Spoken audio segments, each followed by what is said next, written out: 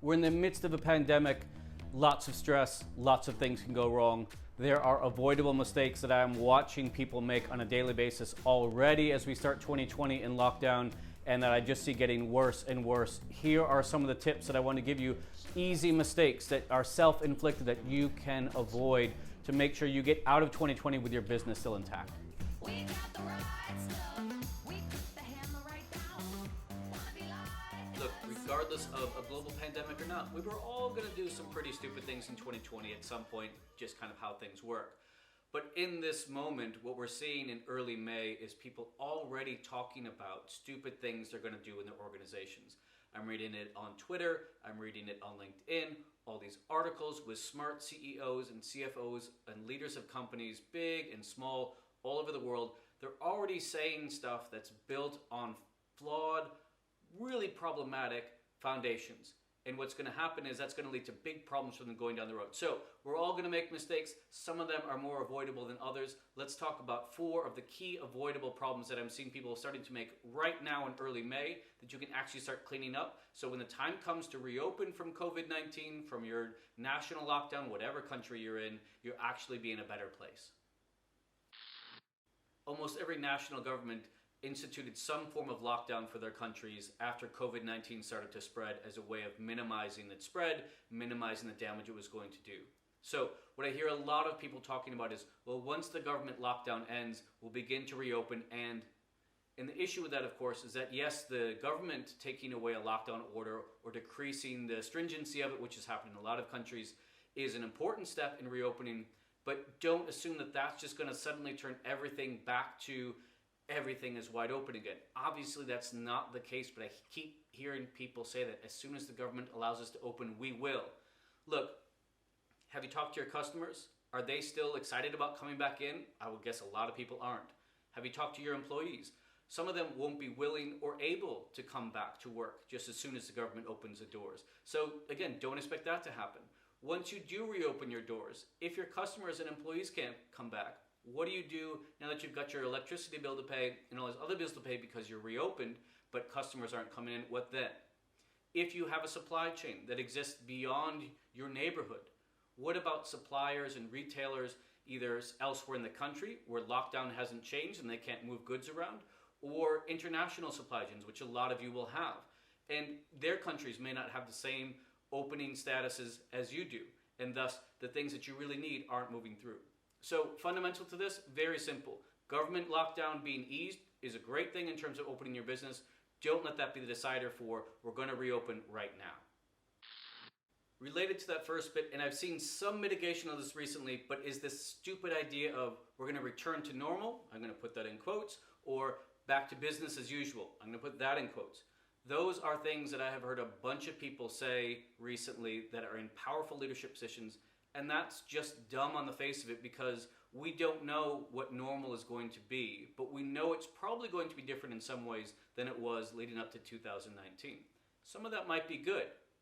Some of that might be a chance to undo big problems we had before. But let's just say, in a nutshell, 2020 and 2021 are going to be a different landscape than 2019. So let's not pretend that that's what we're going back to, because fundamentally we're not. So don't say go back to normal, don't say business as usual, and stop anyone in your organization from saying those things, because it's based on a premise that no longer exists. That reality is gone. Some of it might stick around, but by and large that's going to be different. Stop talking about it that way because it expresses a mindset that is rooted in a past that no longer exists. So start thinking about what's going to be different and stop thinking about what do we do, how do we do it exactly the same way, again, once we're allowed to reopen. That should not be the focus.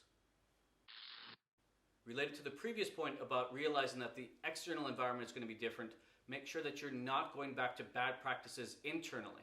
So in other words, when you're thinking about the new normal, make sure you're going back and looking internal to your organization and figure out what were the problems you already had that actually now you have a chance to fix. So we often have this rush to go back to how we did things before and doing things in the same way. But in a huge percentage of organizations, and again, there's tons of research to back this up, people are disengaged, people are unproductive, people are looking for other places to be. And look, do you want to go back to that situation? Is that the type of organization you want to lead?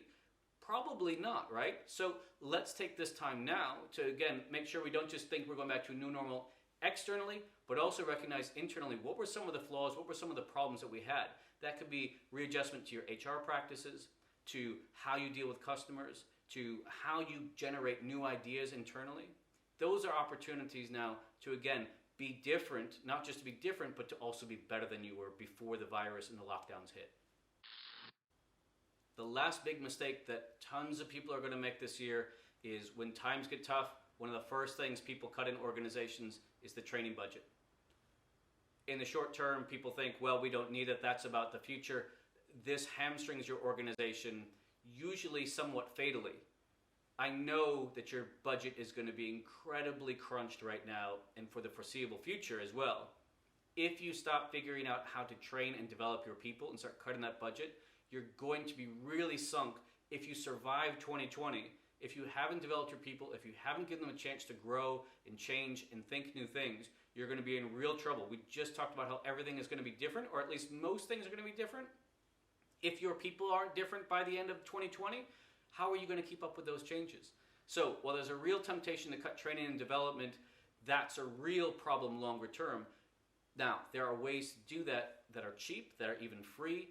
How do you get your people to share information in better ways? How do you help your really bright people help train up other people? How do you bring new ideas in? Those don't necessarily involve spending tons and tons of money, but they do involve you thinking about some expenditures and also how do we behave differently to start sharing information so we're all developing, because the world is coming very quickly, it's changing very quickly. How do we actually figure out how we need to adapt? You don't do that by ceasing to learn.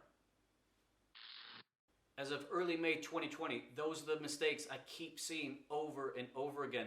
These are avoidable. So I'm trying to help you see where can we actually avoid these mistakes and start building something so that as we do get to reopening, you're actually in a better place rather than cutting yourself off at the knees now and leaving yourself in real struggles down the road. If you have other questions, comments, please feel free to comment below. I'm happy to engage.